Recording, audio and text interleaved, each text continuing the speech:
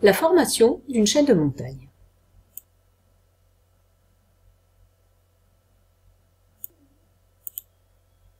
Une chaîne de montagnes se forme lorsque des plaques terrestres entrent en collision.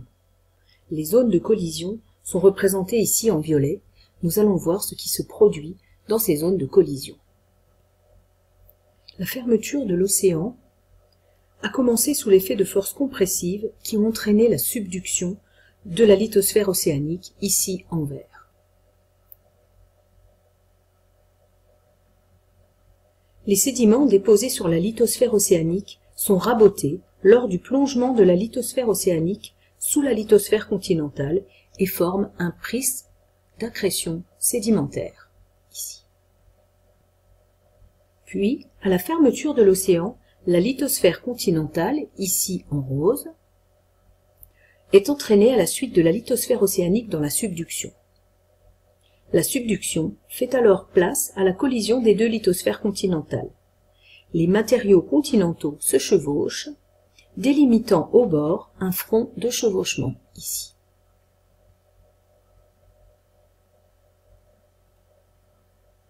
La collision provoque une superposition des roches de la croûte avec des plis, des failles et des nappes de charriage.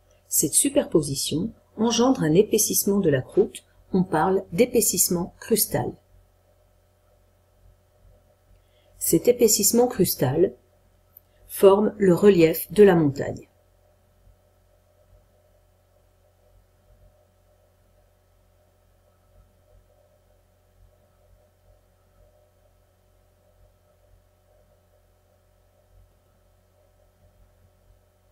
La suture représente l'ancienne limite entre les deux plaques. Elle comporte des roches vestiges caractéristiques de l'ancien domaine océanique. La suture se trouve ici. Ce sont les principaux éléments de l'histoire d'une chaîne de montagnes.